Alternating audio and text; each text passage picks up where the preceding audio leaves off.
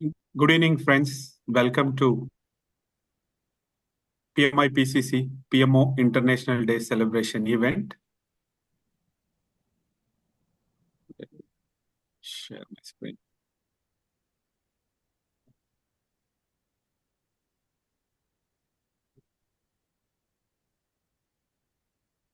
So the theme of today's webinar is PMO Spotlight Stories of Impact and Innovation. Let us hear from some industry leaders how PMOs are shaping the organization and what is the future of PMOs. And before we go into the agenda, myself, Manohar Araguntla, I'm the president of PMI Pearl City chapter, and I will be your today's host. And we have our distinguished speaker, Mr. Rahul. We'll talk about Rahul a little later. And I have my fellow board members join, like Vinay, many of the board members join today's event. Thank you very much. And thanks to all of you for joining on this Tuesday evening. So the agenda is pretty simple. We'll learn about why we are here, why we assembled this evening, what is the background of International PMO Day, and we'll talk about PMO history. I'm sure that many of you may not be knowing where exactly PMO started and why it started. It will be a little exciting. And then we'll go into the main event of today. That's a fireside chat with our distinguished speaker, Mr. Rahul. And then we'll have a very good. We made sure that we curated very good Q&A. So I'll be asking some questionnaire to Rahul, and we'll be going through it. And in the process, if you have any questions, you can type it in the chat window, and Rahul or myself, we can able to help you out to clarify those questions. Right. And finally, we have some very important announcements, some exciting announcement, and something I'm sure that is going to excite all of you. So Vinay Babu Tarala, our General Secretary, will take us you through those announcements at the end. Let me go through the next slide. Why are we here? The reason is we are here to celebrate International PMO Day, Project Management Office Day. And this is celebrated on second Tuesday of May every year to recognize and honor the work of PMOs and professionals who drive project excellence, governance, and strategic delivery within the organization.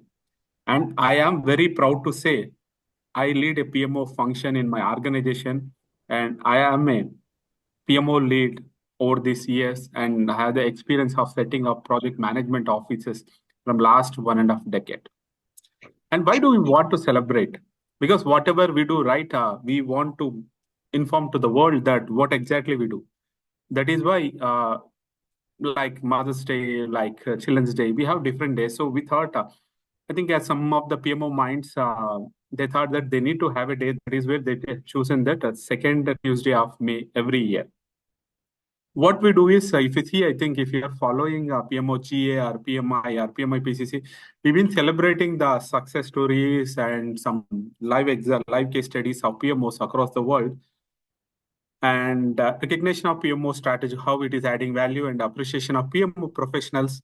And at the same time, we want to give the global awareness and advocacy of PMO to the world and celebrate excellence. And also, this has been initiated initially by global PMO community. There are a lot of communities available in the world, like PMI, PMOGA, PMO Global Assistant. A lot of PMO, they came together and they thought, let us have this particular day. This is the background about this International PMO Day. Now let me jump into why you need PMOs. What is the need to have PMOs and why PMOs were born? The need for PMO, the projects were over budgeted, or the projects were delayed or disorganized, and there were no standard practice available, and there were very poor reporting mechanisms in place. And also because of all this, the leadership lacked the visibility and the project complexity keep increasing. And that is where they decided that, okay, we need some mechanism where someone should able to set right all these issues. And that is the inception of the idea. And PMO started in 1950s. The first PMO started in 1950, and I can say that greatest inventions of the mankind, not all, but majority of the greatest inventions happened in military and especially during the war times. Like this, even PMO has been initiated in US Air Force. There is a program called ICBM program. That's one of the first formal PMOs they have introduced. A structure of project management office has been introduced in 1950. And the second, it was successful. And apart from US Army, there is another body they introduced, they started implementing PMO office formally is NASA. For Apollo program, they have formed a formally PMO office within their NASA, where a project management office was there. They were trying to assist the different cross-functional teams. Initially, do you know PMOs are called program control offices, not project management office. They're called program control office. And their focus was on initial days, cost, control the cost, ensure the schedule is on time, and performance tracking. Give the performance indicators to the senior management. This was the basic intent of the history of the PMOs. And then 1980, how does it come into corporate? It is a government sector, right? If you take US Army. So that is in 1980, 1990, PMO entered into the business world. And many of the organizations like IT that they started into the 90s, but early stages, construction, finance sector, they realized the value of PMO and they started having a separate team, dedicated team to track the projects. Their main focus again here was project tracking and delivery, not much, and mostly reactive tactical support. There were no strategic support of the PMOs and mostly seen as administrative as a reporting function in early 90s. And then modern PMOs shift in the role that happened in 2000 and I can say 2000 to 2015 from control to collaboration rather than just controlling or giving some templates or creating the reports. And also PMI and Gartner promote PMO maturity models during this period. PMI started implementing PMOs and realizing that value a PMO can give to the organizations, and also Gartner realized the value of PMO. And PMOs evolved from facilitator and not just controller. Instead of just controller, they were more of a facilitator roles. And they introduced project management and program governance structure also. This is a year. And the focus was on value creation rather than just giving some guidance, tools, templates, or tracking. What is the value a PMO can be generated? And that's exactly the shift happened in the role of the PMO during this period. And the agile world and the digital era, that's 15 to 23. PMOs now embrace agile and hybrid model. PMO is nowhere a waterfall. We have a agile PMO, we have a strategic PMO, we have a hybrid PMO. You take any name PMO, value management office, X PMO. It evolved over a period of time and focus on speed now and outcomes and innovation. And use of some AI tools right now. I think many of the PMOs use some of the AI tools for reporting or tracking and risk prediction and insights. And rise of enterprise people, many of the big organizations, MNCs, realize that they need to have enterprise PMOs. That is where you can see many of the ePMOs across the globe. And PMOs for tomorrow, 2024 and 2025 beyond, data-driven decision support will be doing, and AI-enabled scenario modeling, PMOs as a culture carrier and transformative drivers, and focus on business outcomes over project outcomes. We are no more focused on the project outcomes, and we should be focused more on the business, and we should be a strategic drivers. PMOs should be a strategic drivers, and we should work very closely with the senior management to ensure the strategic objectives of the organizations are met. This is the future of the PMOs.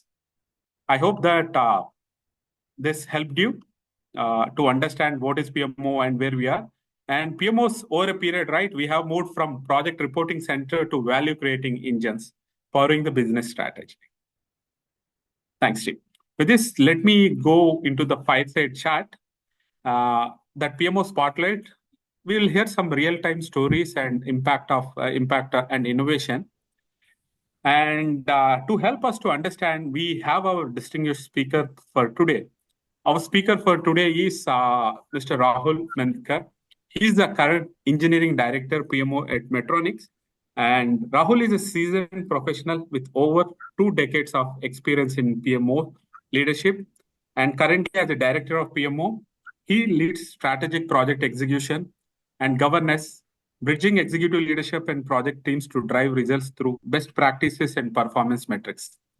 Rahul is focused on aligning initiatives with business goals, and Rahul ensures PMO functional excellence by enabling project efficiency, transparency, and value delivery while fostering a culture of accountability and agility and continuous improvement. And personally, Rahul holds a master degree in business analytics. He holds a bachelor degree in engineering and a specialization in strategic management from IIM Kozhikode. Outside of work, Rahul enjoys playing badminton, storytelling, and exploring new hobbies.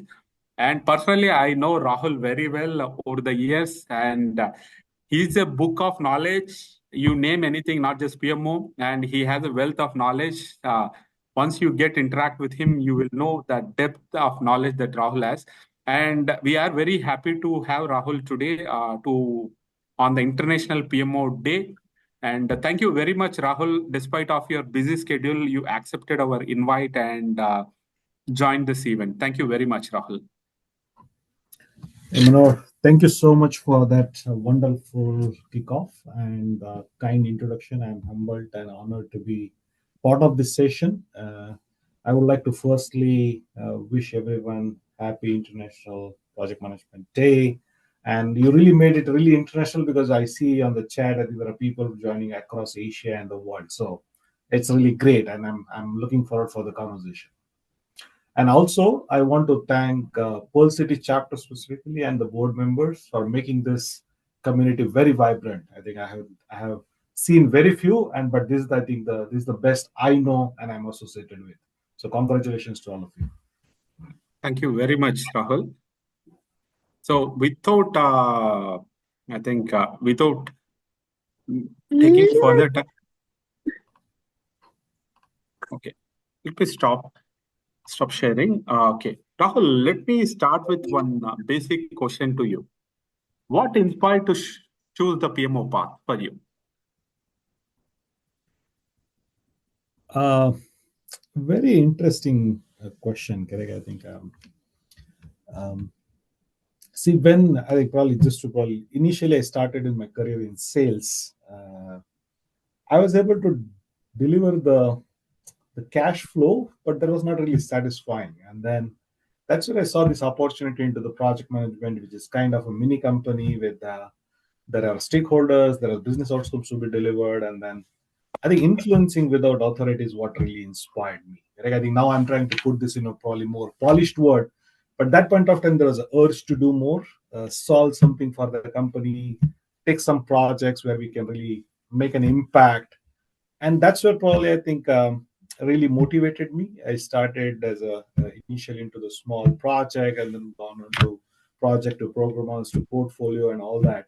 But again, if I look at Ben and if I need to summarize the entire everything, correct? I think a couple of things which really strikes, I think, which I was looking forward for is challenges, navigating the complexities, making sure that there is a intersection of the strategy, structure, and execution. It's not about like you make a plan and then you give it to someone else to execute. No, I think you have to still make that impact there, bring everything together. But I think the best part is you work with the people, amazing people across different projects and programs, and then you work with them to deliver an outcome. That's something probably I think has inspired and I'm continuing. I think it's like 2 decades plus now and I'm continuing. That's amazing, and definitely inspiring to see that you started your career as a salesperson, then you yourself molded into different roles, and now I can see that you are heading the one of the prestigious organization PMO department from Metronics. That's really inspiring, Rahul. Thanks. So Rahul, I have one more question. You've been in the PMO for 4 years. Uh, have you seen the perception as of the PMO has been changed over a period of time? And I want to hear from your view. What are the perceptions of the PMO in earlier days and maybe in late 2000, maybe 2010, 2015, and what is it currently?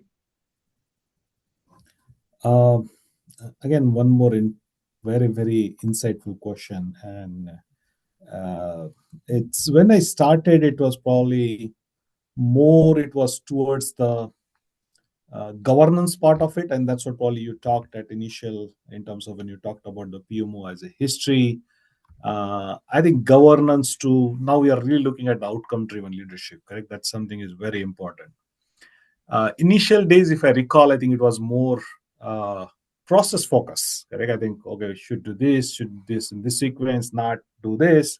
But I think now we are more focusing on the delivering the real results.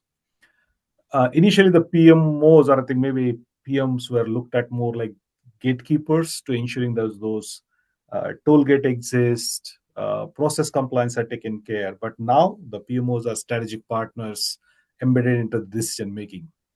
If I need to summarize that really correct, I think if I need to summarize all those couple of points I said, we have gone from resisting change to enabling the change. Correct, I think driving the transformation, innovation, and business value at every level.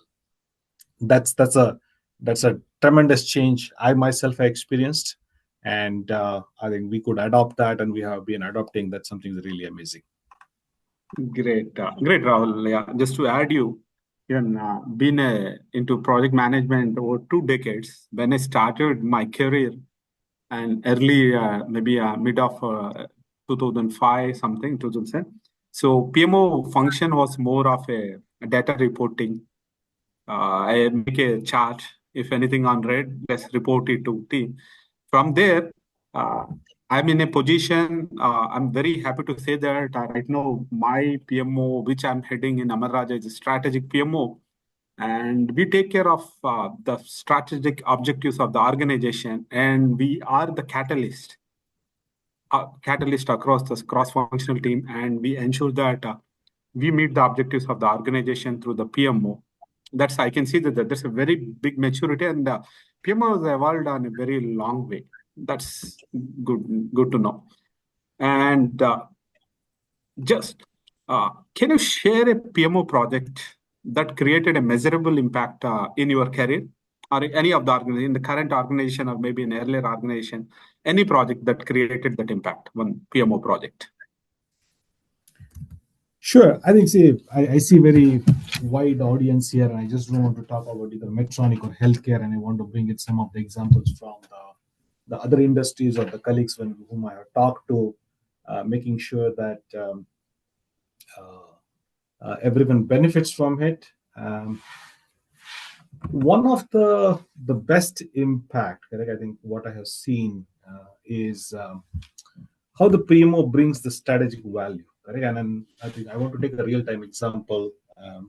I know one of my colleague from construction industry, because you talked about the PMO started, and when started it, a few of the industries which adopted as a construction along with the IT. The construction industry, I think, when he took over the PMO, I think one of the challenges was that in construction industry, which is very labor-intensive industry. Correct? I think if for one or the other problem, if the directions are not clear, I think on a typical site, there are 200 to 300 resources are just waiting for the direction. And he looked at it, and initially the assessment was that, okay, we need to change all these managers who are managing this labor so that we can be more effective. And this is probably, I think you might be able to resonate. It's more, I think, earlier version of it. Okay, there is a data which says that laborers are not used. You just add one more layer of management and say, okay, now it is better to go for it. Correct? I think, but he looked at it more from a strategic objective and then said, okay, what should we do here? I think our goal is to make sure that all this labor has a clear direction in terms of where to go, what to work, and if that work is not getting immediately reported. So he started a digitalization initiative, and now I think I met their CEO also recently in my recent conversation. So he has an app where he can tell you can go to the any like multiple sites he has. You go to any site, he can click on any floor, any bedroom, and he can tell you that, okay, hey, if that window work is complete or not, and all that. Correct? Now, what that digitization has really helped, correct? It is not about reporting, but it's enabling that information in such a way where everyone can benefit. Now, today, earlier days were just like the manager will take, okay, go to this floor, do this, do that, and if there is some problem, they will come back and say there is a problem. Now, waiting for the direction. But now, today, everyone has an app where they can clearly understand, okay, this work is ready, which we can go and execute, which is not ready, and it's optimized. Now there is a 30% reduction into the typical labor cost for that. This is such an amazing initiative and impact that the organization has created, or PMO has created in the organization. That's awesome, Rahul. Even I can correlate some of the things what you mentioned, right? See, many of the once the PMO becomes a strategic enabler, everyone looks into the PMO in a different perspective. So, in my current context, maybe not in current context, maybe I can say that I always keep sharing this with my team members that PMOs has different names, and one of the name I keep sharing is PMO is called Panchayat Management Office. So most of the times you have to deal with stakeholders, right? So I don't work with missions or robots. I have to deal with people. So people, I know how difficult it will be dealing with people. So I always call it not a project management, program management, value management. We call it more of a panchayat management. 50% of my time goes hearing the concerns and helping people to overcome the challenges. So I'm sure that it would be the same case with many of the PMOs. Yeah, true. Again, I think we are evolved. I think we are no more panchayat. I think we are really making those impact in terms of strategic objectives, correct? I think those were the days, but I think the overall PMO has really driven by the adoption, correct? I think they're really driven by the value. Okay, it's no more conversation, it's no more reporting, it's more about what is the outcome we are able to enable. Agree. Outcome and value driven. So we are no more a support function. PMO is no more a support function.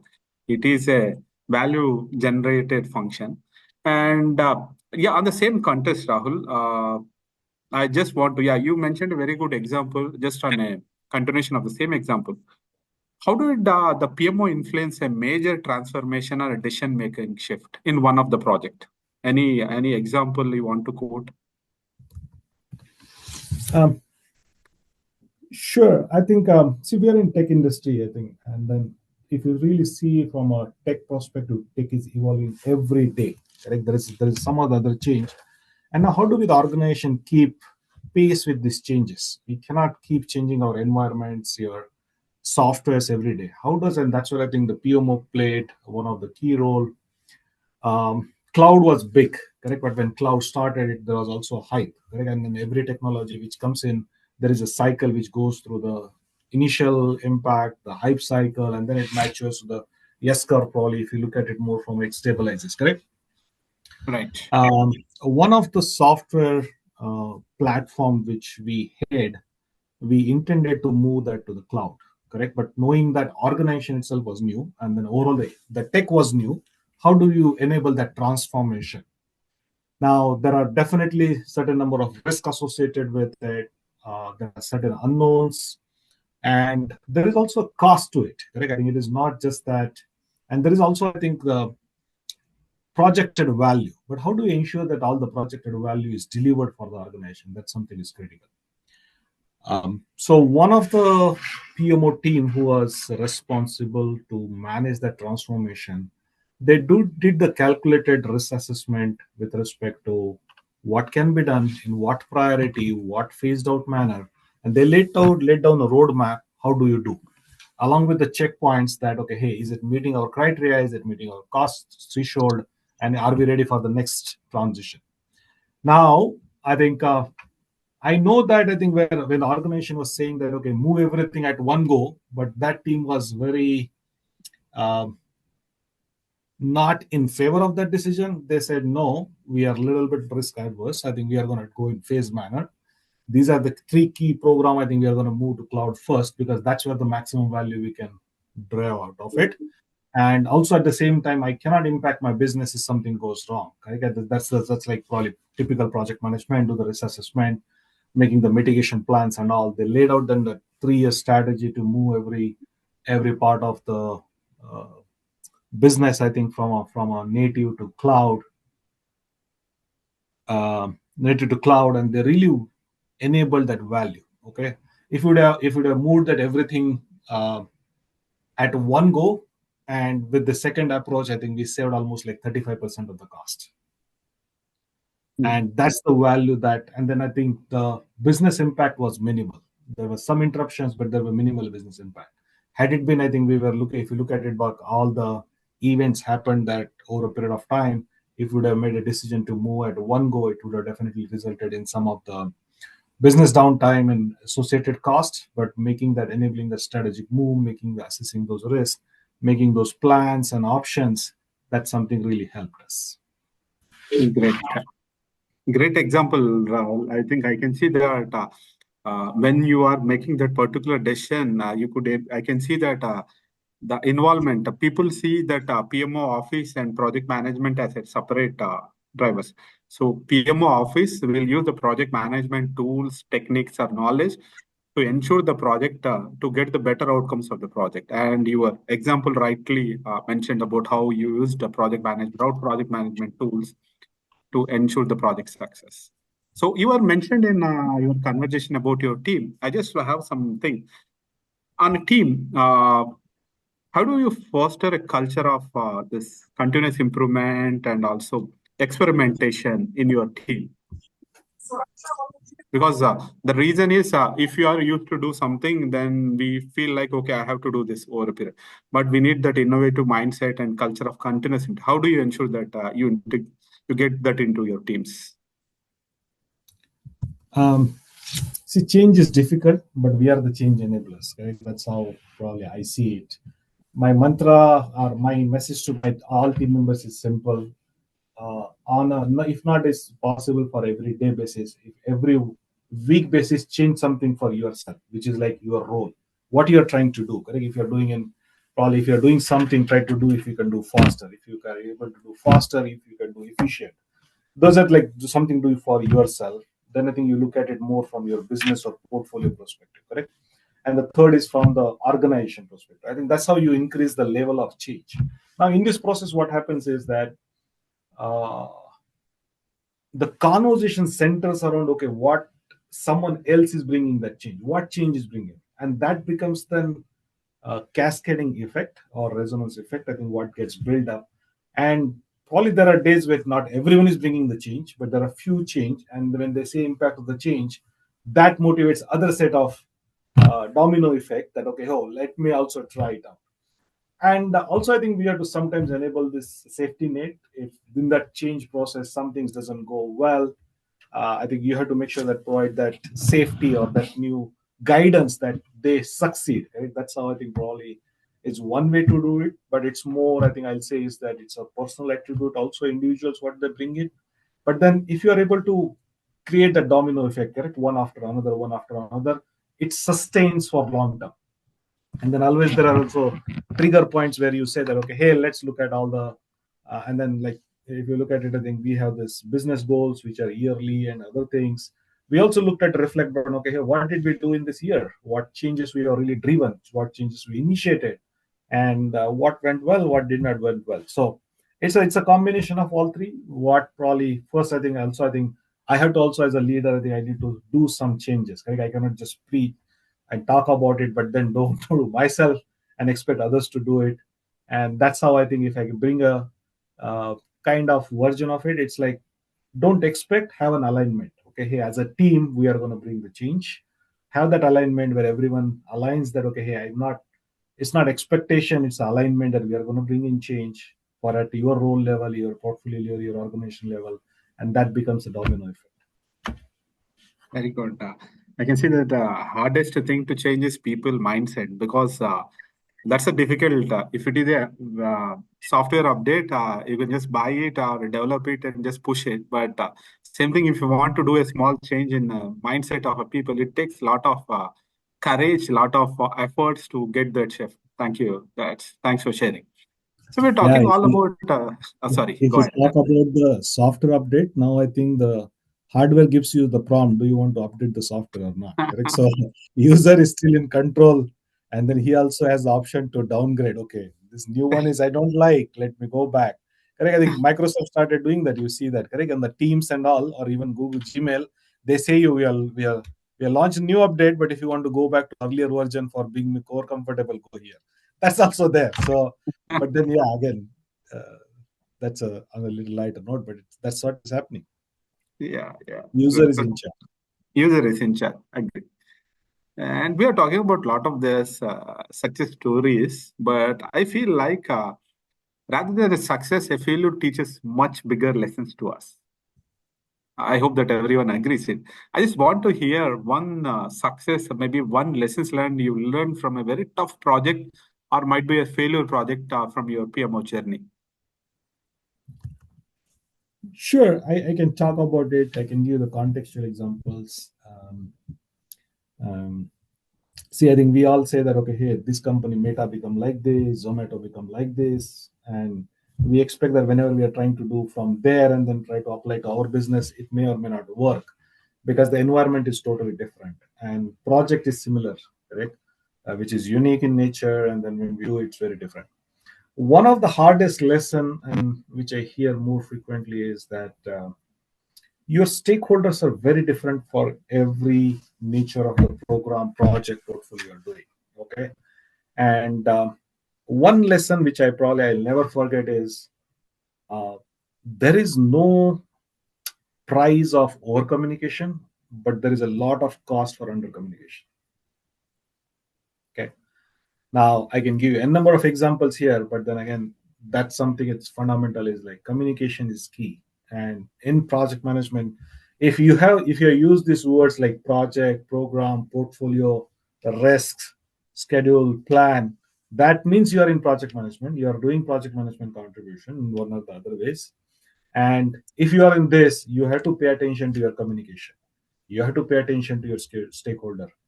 I like no project is same, no stakeholder is same, correct? And the same stakeholder in the project A versus project B will be different, correct? So that's where always emphasize on communication is my always the lessons learned that I emphasize that I always keep that in mind. Over communicate, over communicate, over communicate. That's See, project management is not a rocket science. It's a very simple science.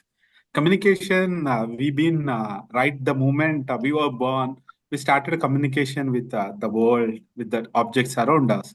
So being a project manager or being in PMO, right? I can say that the most important aspect of it is to communicate with the right stakeholders, what information. Even sometimes you can over communicate, that's fine, yeah, as you mentioned. But under communication makes life miserable to us and also to the organization. Just to quote a simple example, I think those who are following my LinkedIn handle, they might have seen. I just wrote an article about a small miscommunication. It happened with there was a Mars mission by NASA. They have invested around the 350 millions over it. It happened in early, I think, late 90s. It traveled to Mars safely and just about to go into the trajectory of Mars. It was about to land on the Mars, and the trajectory got missed and it failed. Then when they did that root cause analysis, they found that some teams has done calculations in some unit, and they have given that calculations to the control systems. Then they assumed they didn't mention the units over there, so they assumed in a different units. So it's just a small piece of, and they didn't double check. There were no review mechanism. They don't followed any checklist. Just a small piece of communication, but it ended with the catastrophic failure of the complete project, the complete $350 million. Rather than 350, I talk about money, but they spent around years of hard work of hundreds of scientists. It's a small communication. And like this, if you want to talk, we can talk about communication issues altogether. I just have one more thing, Rahul. If someone wanted to start their career in PMO, I'm sure that the reason why I went through the profiles is just wanted to understand what is the level. I can see everyone is of a mid and senior manager. Someone wanted to transform themselves into a PMO leader. What are the suggestions that you can give? What are the skill sets or what are the knowledge that they have to equip? Sure. I think so there are a number of ways that question can be answered. I can tell you about the tools to follow so that you can become a better project manager. But then my answer is going to be a little different, and I'll touch base on that why. Okay. Today we are in the world of ever changing. Okay. So if you just look back earlier, companies used to take 10 years to establish, 10 years to grow, and then sustain. Correct. Decades used to go there.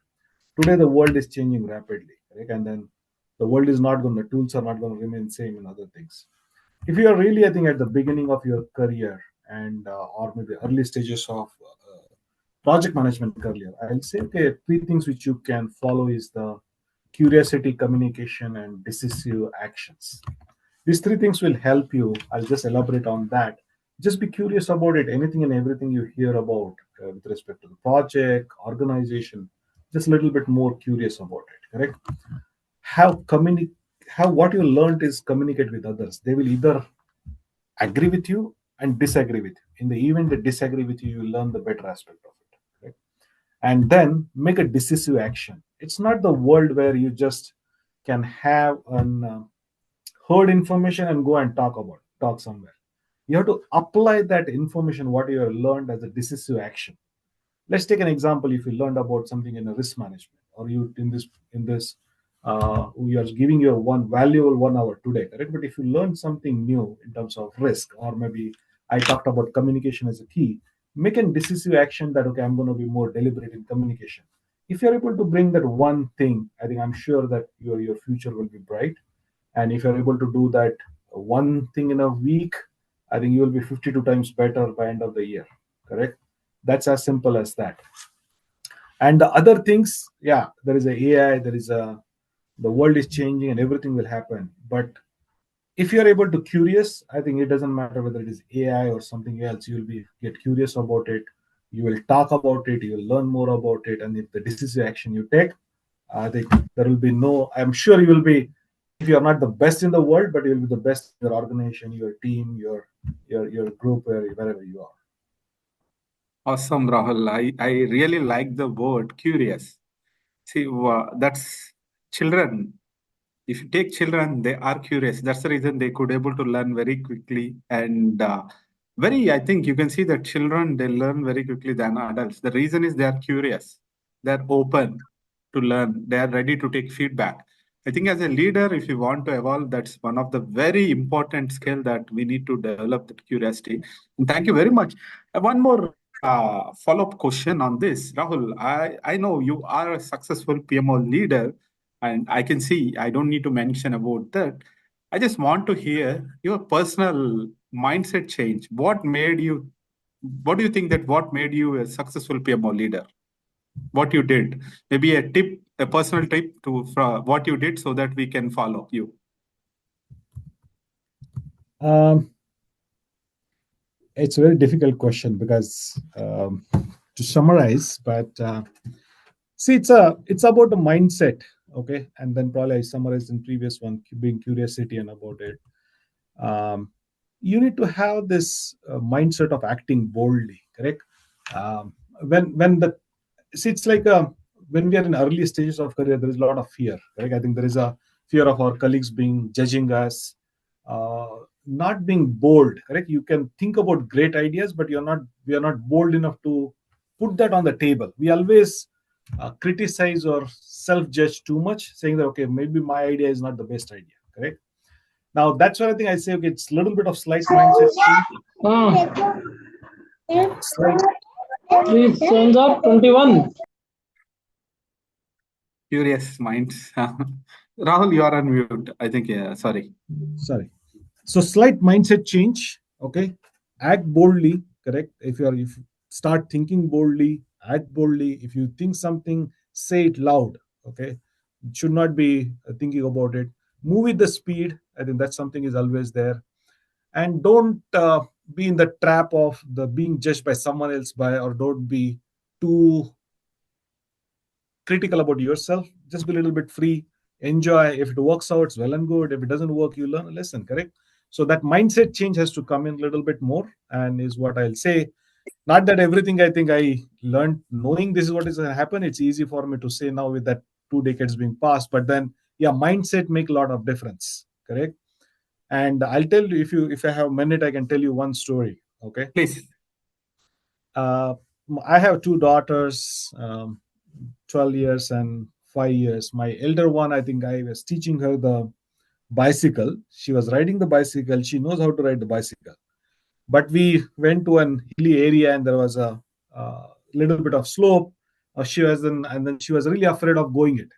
I said, "What did you tell your mind?" I said, I'm telling mine that I'm feeling I may fall down, I will fall down. I think it's this happened 2 times. You go, nothing happens, go, nothing happens. She was not. I said, third time, you just tell that nothing is going to happen. And she could climb and come down. Correct? It's a bicycle, same person, nothing changed. What story you tell yourself makes a lot of difference. Okay. And probably, Manoj, if I'll take one more minute, if you can allow me. Please go If ahead. you have watched movies, correct? What is a movie? Okay. Movie is a 5-second moment of change. If you take any movie, there is a beginning, correct? There is a hero. Maybe he doesn't like something, he hates something, and all that. You fast forward the movie, go to the end, and see that okay, hero has totally changed. Correct? Or that 5 seconds of moment of change. Only difference between is what I think probably what the story he told to himself. Correct? That's how it is. So that's where I think if you have an opportunity to tell a story to yourself, tell the better one that you can do it. You believe yourself, and that's what you have to tell. I think you'll see a tremendous change. Awesome. That's exactly I mentioned about you, Rahul. You have a lot of stories to tell. Especially, I heard many stories about how he's preparing his daughters for the world.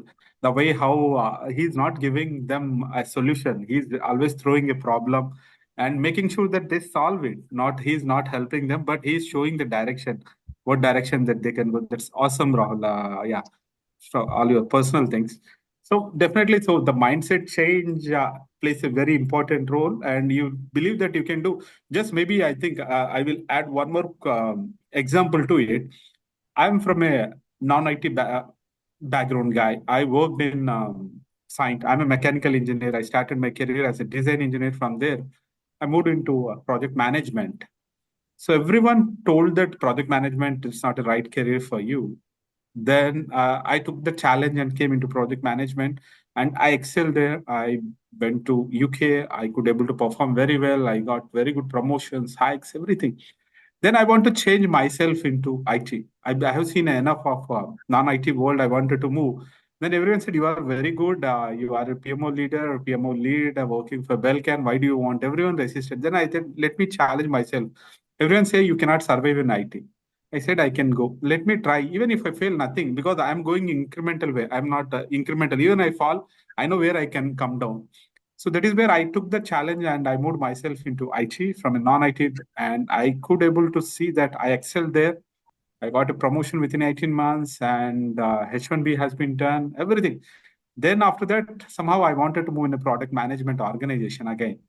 So that is where when I change my mindset that I can achieve it, when you believe that we can do it, then definitely you can. I'm sure even Vinay is there. Vinay over similar case like me. Yeah, he was a non-IT guy, but now he is an agile coach. He's an enterprise agile coach working and worked in different MNCs across the world. So that's a mindset. I agree with you. Yeah, make the mindset, then everything falls in the correct place. Rahul, just one couple of questions before we conclude on this. See, what are the tools that, as a PMO leader or a PMO expert, I want to be? What are some of the tools that you recommend to learn? Maybe a manage project management tools or any additional skill set that required for that. See, I won't suggest anything. See, the solution has to be to the need. I don't believe in solving the general problem, correct? But then depends on your industry, depends on your organization. But there are few tools which I think you should really have at least couple. The areas which should understand is I think probably I think if you're in agile management, you should get the certification. Scheduling, planning, risk management, these three areas should be very handy to you. Executive presence and from project management, correct? Executive communication. These are the other things which I recommend. It's not a tool, but those are the areas to focus on. Very good, very good. And where do you see the PMO? What's the vision of the future PMO? Where do you see that PMO is going and changing? The future PMO will be, it's going to be probably something of P will get replaced with X, okay, XMO, and X stands for value, X stands for impact, correct? If I need to summarize that in a different way, the future of the PMO will be powered by people and driven by technology and speed, okay? And each organization in the changing business environment, what I talked about it, uh, our traditional scope, schedule, cost not only go away at all together, but there will be one specific insight or impact organization wants to create, correct? And that's what I talk about X stands for. And that's what will become the PMO will become XMO. It could be value, it could be impact. Now, I think in healthcare is becoming more crowded space in terms of the patient impact. Right? That becomes the real value driven for the organization. And that's where I think I see. But what will not change is powered by people, driven by technology and speed. That's awesome. Awesome. Just to add you, see that value. I will say a very quick example. I work on my team. We work on NPD projects. So we help, we facilitate to get the project. We used some VSM tools, and we could able to shrink the project timelines from around 18 months to we could able to get shrink down under 2 months. Then that's it. We completed the project within budget and well behind of the schedule. Then that's a value. Not that's a value that we added. That's a general routine of a PMO. Then what the value we added is we could able to push the product into market 2 months earlier. We could able to get 2 months early sales. We could able to get 2 months of competition advantage in the market. That is something the tangible value rather than just schedule, performance index, my metrics. That's a value we should start realizing as a PMO. Then people around you will appreciate the PMO and give value to the PMOs in the organization. Yeah, I think delightful customers. Correct. I think the see from a large business, while the organization may still remain large, but the impact they may come and become more customer centric. Correct. Let's take example of Amazon or delivery. Correct. The delivery maybe become the DMO. The D stands for delivery effectiveness. Correct. That's how I think it will become. So it will be really value driven, but it will be driven at multiple levels within the organization. Very good. Very good. And Rahul, the world is rapidly changing. A lot of technologies is coming. A lot of changes happening across the globe, and also the political dynamics being changing across the world, and it's completely uncertain. So, how come PMO stay relevant and impactful in the fast-changing business landscapes across the world? See, I think I have my boss earlier used to use this quote every town hall: "What got us here will not get us there." Okay. I agree. And I very well respect that statement. Yesterday is not, or today is not the same as yesterday. There are so many things that have changed while we slept. Correct. We know maybe there were tariffs announced. There were something. Two countries are fighting for each other. So when you get up tomorrow morning, the world might be a different place. Now, in this the environment where everything is changing, there are two things which probably I'll talk about is grit and adaptability. You will have to. I think we all of us has to adapt. The people who are not adopted has gone back. Correct. So it's like I think in a era of I think the era of the nuclear weapons, we cannot fight with the bone and arrow. Correct. That's what I think adaptability has to come, and that something is there. Grit has to be there. I think persistence in the changing world will only come if there is a grit. Correct. Grit is about continuously looking at what your objective is and working towards it. You may not get it in a day, you may not get it in 2 day, 3 day, month, but then you have to find out ways that why it is not working and work towards it. That's something probably I think two things I will share in terms of the changing.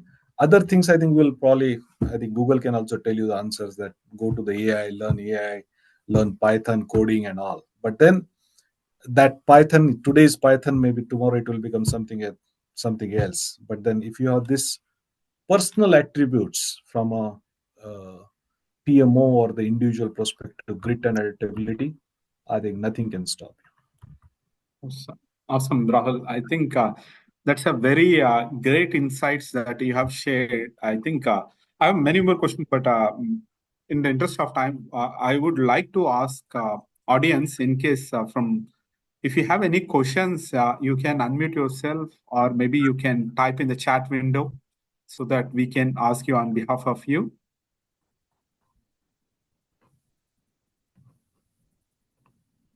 You can unmute. I think it's possible to unmute yourself or ping in the chat window. I think some Srivani Lakaraju raised the hand. I don't know which Srivani Lakaraju. I think there is one chat. Sorry, Yeah. go ahead. I could see one question how the AI will help PMO. Okay. Yeah, go ahead. And me and I think I was talking to Manohar a few days back, and this is the hot topic everywhere. Correct? I think every field. Uh, I'll give you two aspects of it. Okay, so the AI is changing everything, and it is needed. Correct? It's kind of become an oxygen for life. Correct? I think there is a lot of changes coming because of the AI. AI can change lots of things.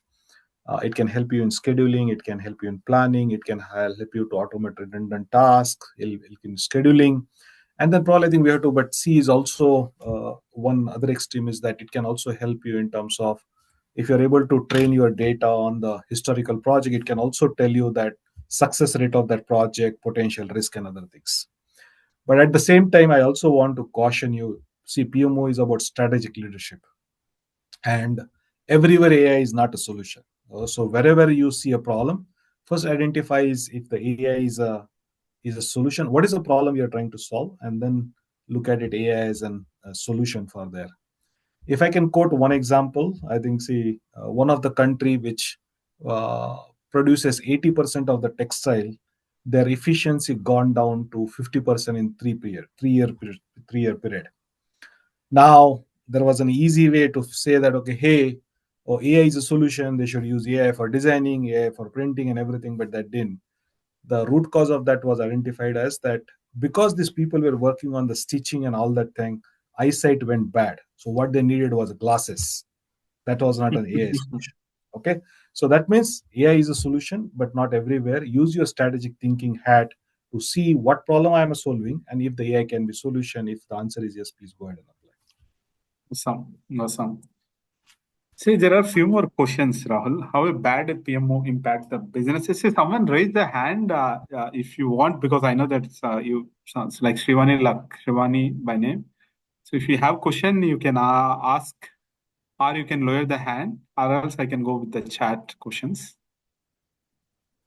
Okay, yeah, let me go with the chat question. How a bad PMO impact the business? I think there is an answer in the question itself. Okay. If something is bad, that means it's going to have bad impact on it. Correct. Now, means like if we as a PMO are not doing our work effectively, correct, we are not focusing on outcome, we are not focusing on impact, and we just becomes the gatekeeper, then we become the source of blame game. That ABC didn't function, did not do this, ABC person did not do this. Do you think in that environment there is a room for innovation, creativity, and bringing something new out of that organization or that team? Probability is less, correct? And that's how the PMO can badly impact the organization. And if the PMO is bad, correct, the culture. I think we talked few minutes back about the culture part of it, correct? That becomes very diluted, and then that may not help the organization. It takes away focus from your really strategic objectives, and it takes you back in time. That's how I think the bad PMO can impact organization. Okay. How do we measure the PMO success? See, I think we have to have, and I talked about this in one of the answers. It's not the expectation that PMO should have success, but then we have to set the agreement that okay, this year this is my goal, and this is how I'm going to create an impact.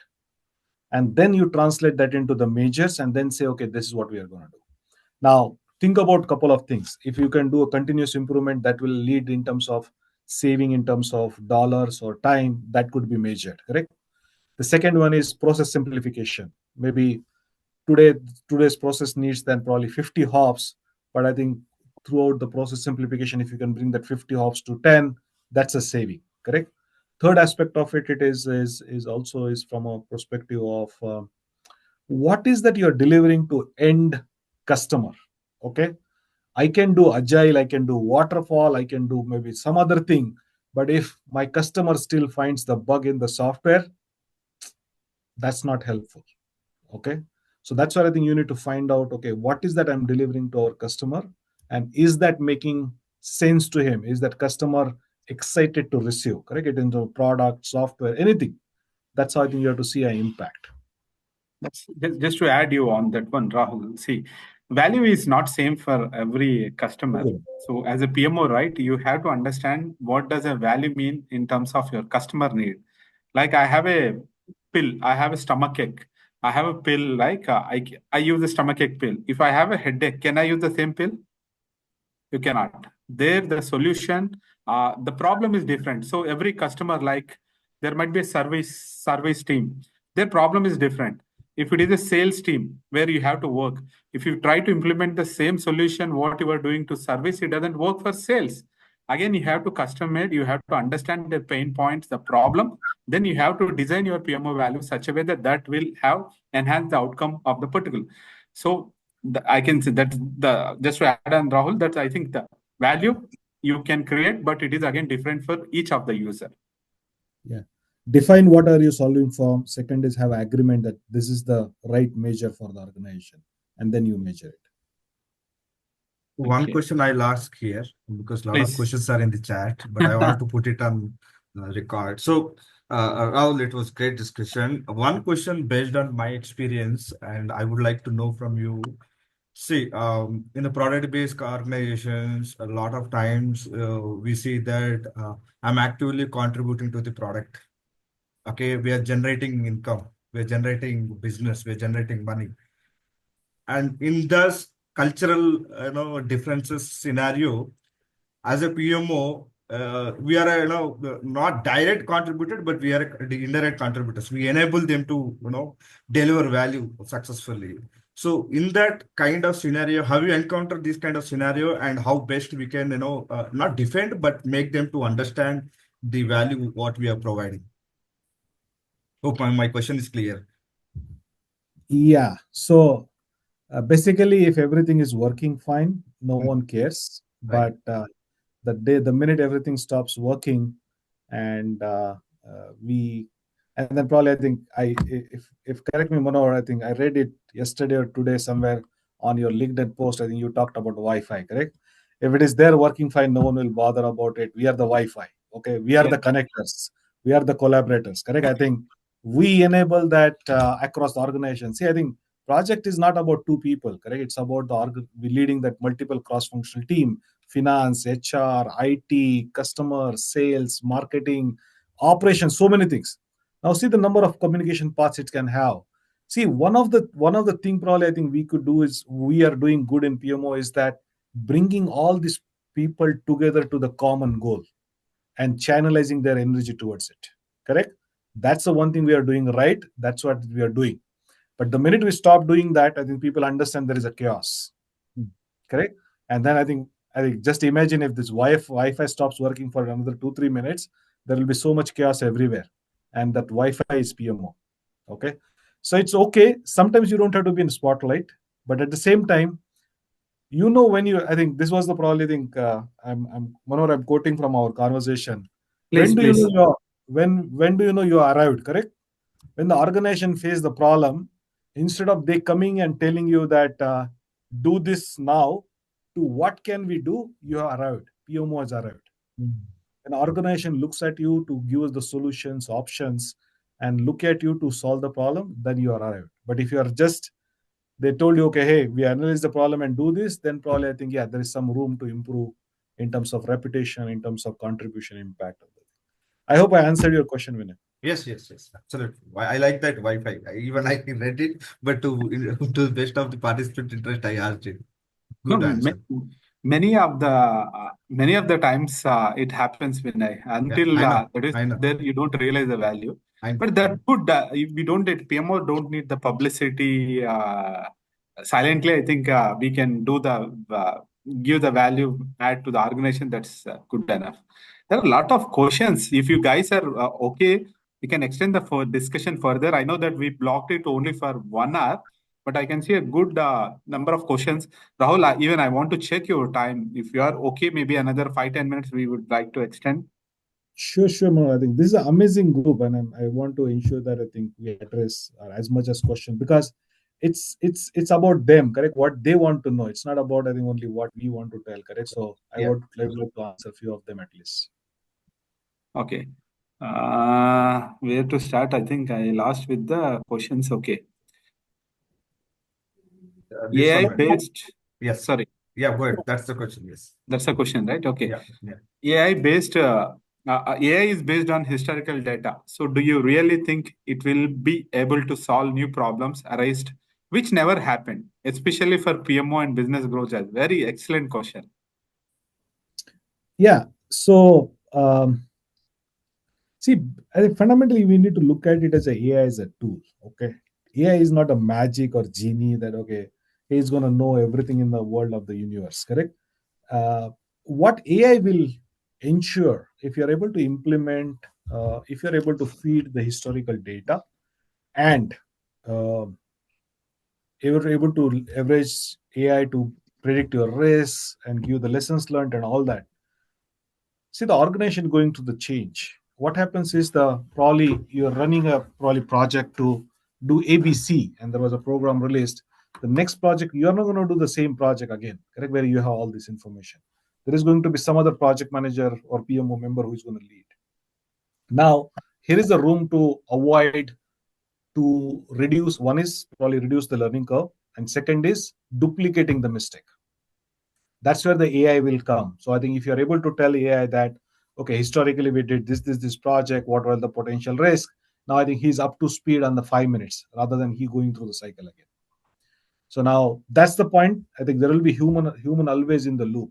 Today also, I think if you take it, I don't know how many of you will watch this. There was a podcast by Nitin Kamath where they talked about Bangalore traffic and challans and how they have used the digitization there. Correct. What they said is, when we started, I think there was a 15% manual error, or there was error on the tickets generated by the traffic. Correct. But they put a human in the loop, and now that's has reduced to 1%, less than 1%. Correct. Human will be always in the loop. AI is, humans are teaching AI. Correct. What we have to ensure is that we are leveraging AI where we need. Correct. I think creativity, if you want to bring a creativity, then um, you need to only think.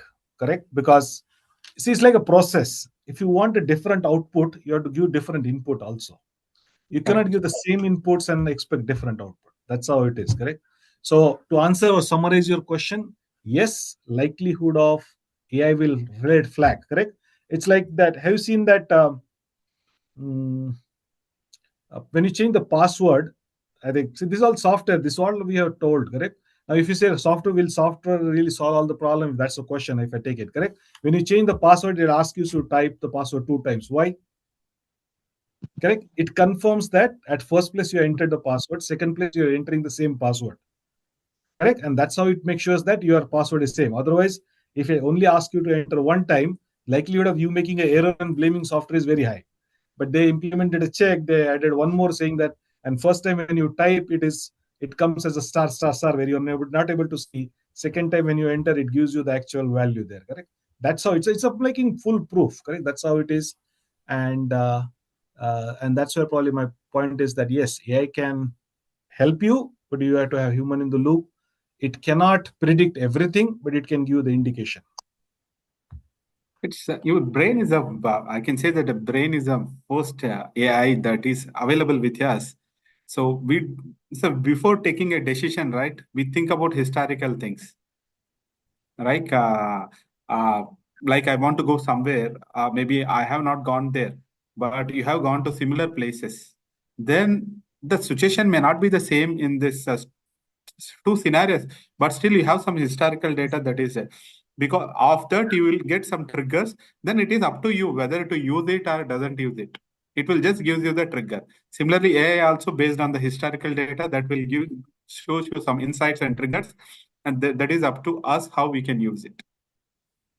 Yeah. And okay, what transformation can bring from enterprise level PMO, especially asking from banking and financial institution perspective? I'm taking this as question as a PMO transformation, correct? If you look at it more, um, banking and financial institution, what I can tell you is that one, you handle a lot of data, correct? And that's very highly confidential and secure data. I think as a PMO, I know there is a lot of work done, but then if you just take an example, the fraud detection system, correct? I think still is an area, correct? That's a value for you. That could be value for your customer. But again, it depends on, I think, what is your role and how you are positioning in for your organization. But that's something you can look at it more, one aspect of it. Second aspect of it is probably, if I look at it more from is a customer service. I'm sure all of you, if you look at it more from a banking and financial perspective, everyone you will meet, he will have at least one or two bad experiences from a financial institution where he says, I'm trying to tell this to my bank or representative, they're not listening, correct? Those are the areas are there. Now, how do you, if is that the real problem for you? And is that what you want to solve for? That's something you need to think about. Third thing I'll say is also is more from a resource management perspective, correct? Banking and financial institutions, very resource driven in terms of, because there's so much at stake, correct? You cannot totally depend on the machines and all that, but that's one thing you have to see where you can use the tools and technologies and other things. Would you like to add anything, Manor? Probably I can think of right now. No, I think you aptly said, Rahul. I think, yeah. Okay. We have a lot of questions. If you go through each of the question, we might have to spend the whole night, Rahul. So yeah, there Okay, is one let's do interesting. this couple of them at least. Probably we'll take three and then we'll wrap up. Okay. Right? Okay. Say there is a question I think that is more relevant to everyone. How often project management teams should revisit the process, templates, or tracking mechanisms?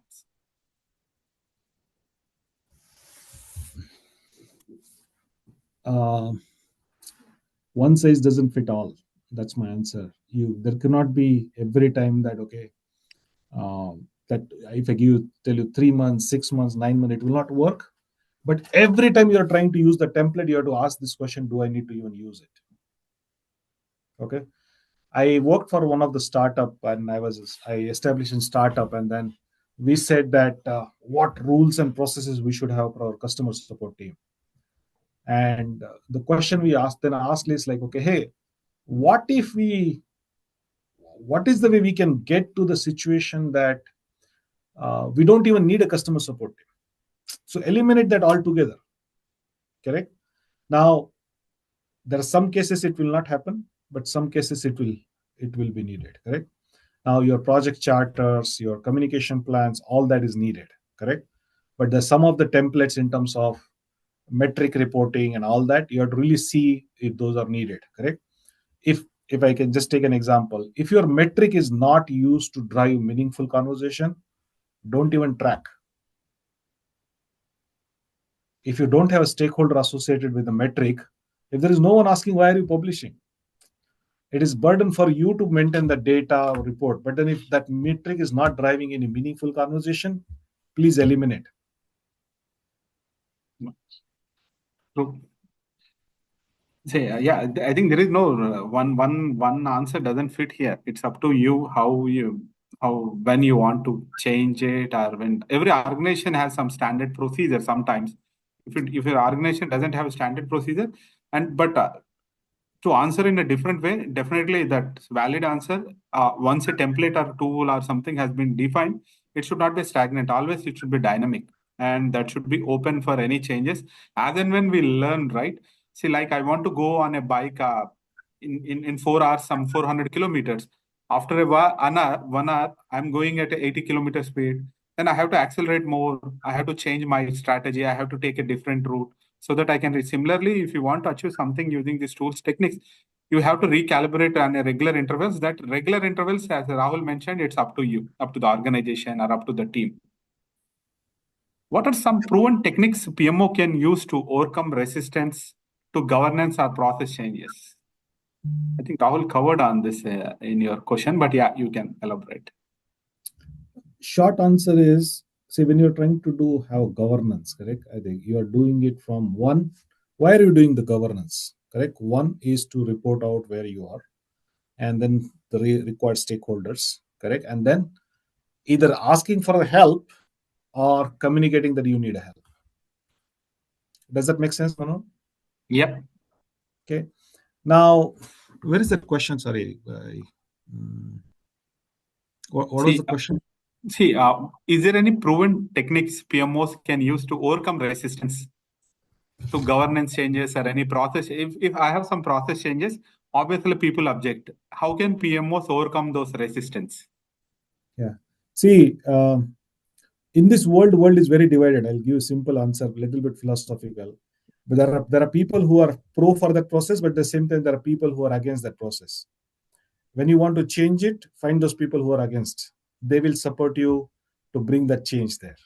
Correct? What I'm trying to tell you is there are friends and foes, correct? I think for that process. See, I think listen from their perspective. When someone says this process is good, listen from why this is good. What is the benefit it's bringing? But at the same time, the people who are opposing, listen from them what is the barrier it has. Correct? And then take those inputs and then see, okay, how do you bring that change? And you will have the support from the both side on that. When you maintain what is a good part and then what is a overburden, that change, that something will help. Very. I think let us stop it, Rahul. I think I'm sure. So, but Rahul, maybe I can suggest you can ping your LinkedIn ID. Maybe team wanted to, in case if you are okay to share your LinkedIn ID, they can connect with you and they can exchange the questionnaire in case if they want. So why and but thank you very much, Rahul, for a very impactful and engaging session. I can see that still, despite of 1.5 hour, I can see around 66 over there. That's really good. Let me share 1 second.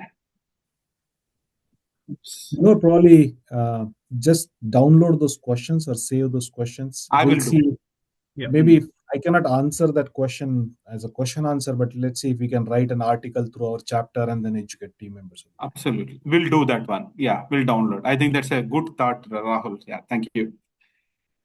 So with this, thank you very much, Rahul, for all the insights and sharing your valuable experience, your journey, and giving some insights to all of us how the PMOs are going to be in the future.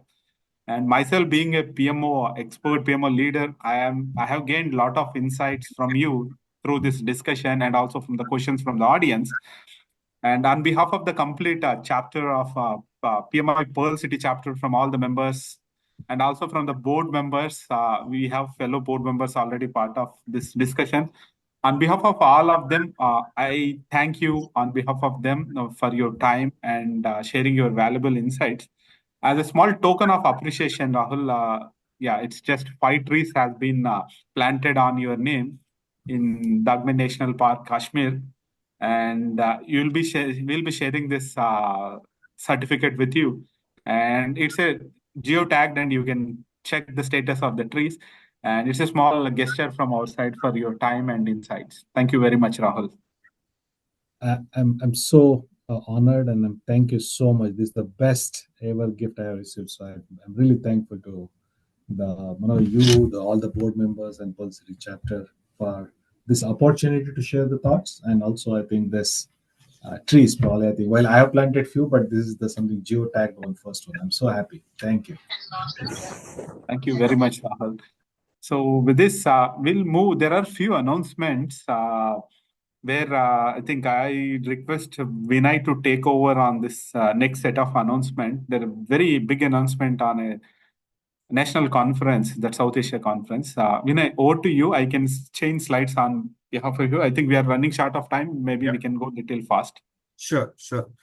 Thank you, Rahul. It was really a good, candid discussion, I would say, and a lot of insights. Personally, I did got from this session. Thanks, Manohar for doing a fantastic job in making the conversation flawless. I will not take much time here, but for those who haven't not know about our conference, so we have our PMI South Asia conference coming in.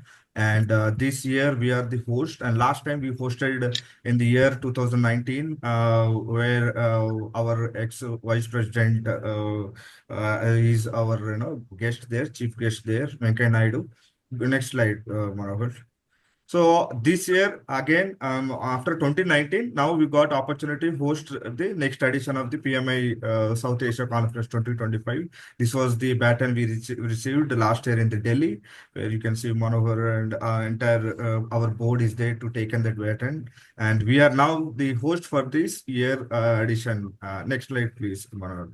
Okay, so as I said, this year we have the conference on September 13th, and save the date. Few of the members who came to the network meeting might know, but majority of the I see a lot of new names here.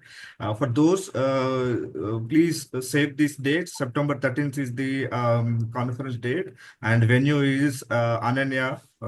Sorry, not Anvaya. Sorry, my bad. Anvaya Convention.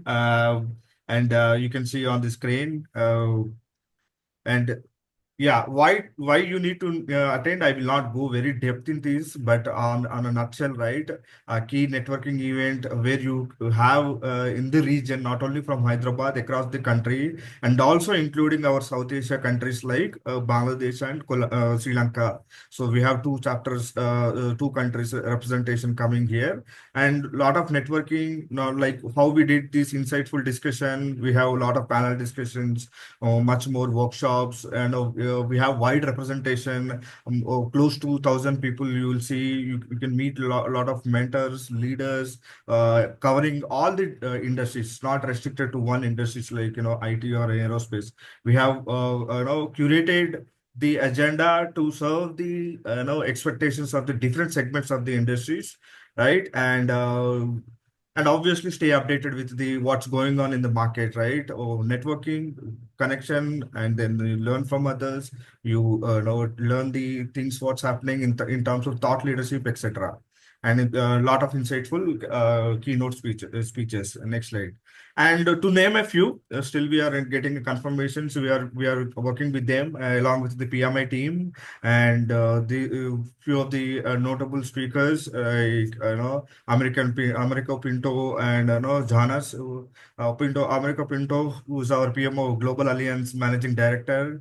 Hopefully, not hopefully, he will be there for sure. And then we have Jonas, who is our Chief Growth Officer, and other speakers are in pipeline.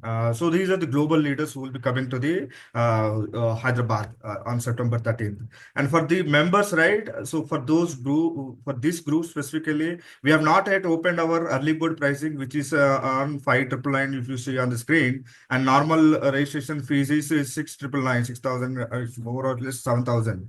But early bird price is 6,000. On top of that, if we are opening a registration for exclusively for our members, whoever's a part of the chapter and whoever part of this call, you can leverage that exclusively offer. Can you go to the next slide, Manohar? So what we did is, right, we are opening an early bird, which is scheduled to open in a couple of weeks, but we are opening early up. But for those who are registered now before early bird, you will get a goodie from the chapter. We will be getting delivered to your address, and it's worth of 1,500. So can you show the QR code? Yeah.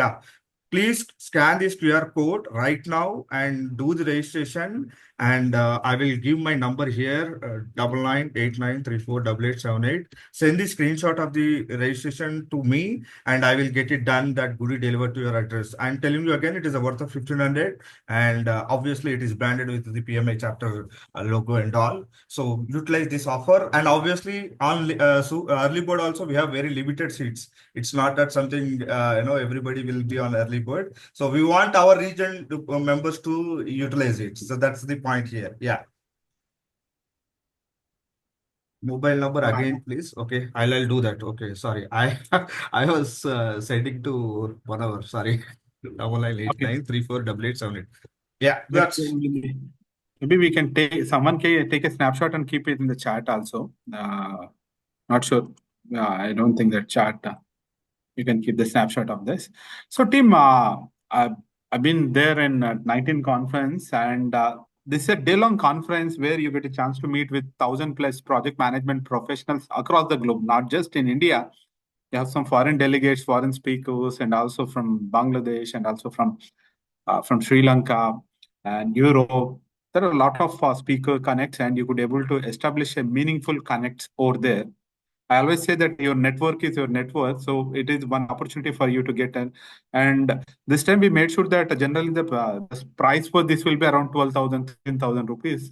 But this year we made sure that we wanted to bring that cost as much as possible. And also, instead of 2 days, we made it a stretched 1 day conference so that we can give that cost advantage to all of you. And there will be very good this speaker sessions and some workshops and some cultural event followed with lunch, networking dinner, and some award ceremony. It's complete gala event, a day-long gala event, which you can still the 19 event. I remember many of the cases. They're still fresh in my eyes. So I'm sure that that will be a lifetime experience for all of you.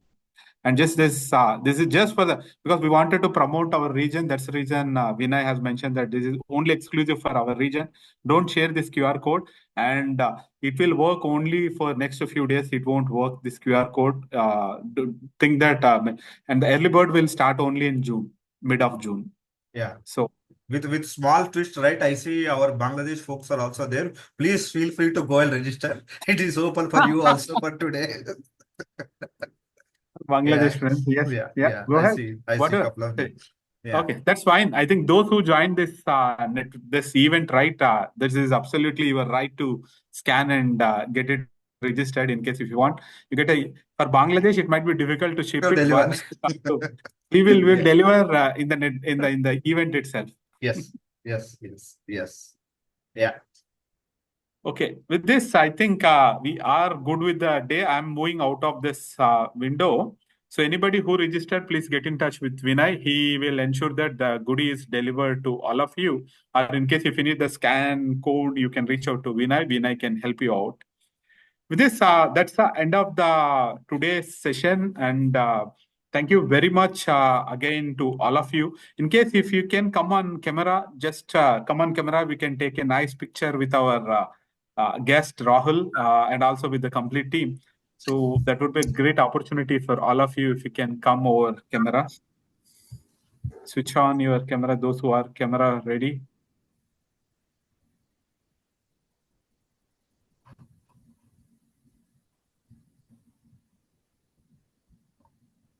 Okay, I can see people started switching on their cameras. I see still people are joining. I don't know. Shivani joining. Shivani everywhere today. So I hope that session is insightful and engaging and you learned something. Yeah, in the meantime, you can write it in the chat window that if you like the session, that will motivate us to organize similar session more. And one important thing I forgot to mention you that soon we will be launching, like we have a knowledge sharing session in the chapter and we have a separate dedicated session for Agile practitioners. We have a Agile series. Similarly, we are planning to launch a PMO sessions like a PMO forum, or maybe we are still contemplating on the name. But soon we'll be launching a exclusive sessions or exclusive forum for all the PMOs. Those who are the practitioners or those who want to move in a PMO roles, or they want to learn about PMO even though you are not in PMO. So that's exclusive session is for you, and we'll be launching and we'll be coming up with our plan and also what is the strategy. And there are some certifications. Again, we can help you with certifications also. Soon you will hear from the chapter handles about that. And I think we'll take a snapshot. I think, yeah, others also can help me to take some snapshots. I did already. 3 of them I did. 3 of them you did? Okay, great. Vinay.